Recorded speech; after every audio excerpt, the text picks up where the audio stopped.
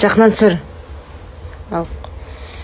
Мынау қарын Ақтөбеден алып келген Ноғайдыдан. Қазір мен сіздерге мына қарынды қалай аппақ қылып, жақында түсір. Аппақ қылып тез тазалау керек. Лайфхак айтамын. Қараңыздар. Қара. Мына қараңыздар. Дейсің. Кім қарын тазалағанымды жыны келеді, жек көреді. Қараңыздар, қалай жғандарыңызды қинамай, мынандай етіп, тарс-тарс шылтып-шылтып бүйтіп лақтыр-лақтыр тастайсыздар. Айтайын ба? Алдыңғы видеомда айттым, тағы да айтайын. Парақшама тіркеліп қойыңыздар.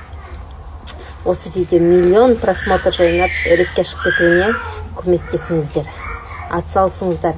Себебі мына қарын тазалайтын біздің қыз-келіншектеріміздің бәрі көрсін, білсін, көрдіңіздер ме? Қалай сыпырылып түсіп жатыр. Аппақ болып жатыр.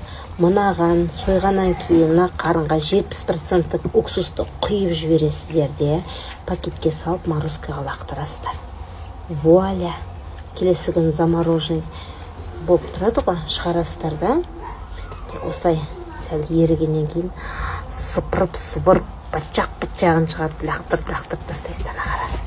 Аппақ салатқа саласыңдар ма, пирожки пісіресіңдер ма, қуырдаққа саласыңдар ма, тамақ жасайсыңдар ма. Шаруаларымыз қараңдаршы. Ал, давайте лайк басып, комментарий жазып, тіркеліп, видеомды ретке шығарып жіберіңіздер. Көп жандар білсін, көрсін, пайдалансын, септігім тисін. Ал, қалай? 1 минутта. Қараңыздар. Ал, түк.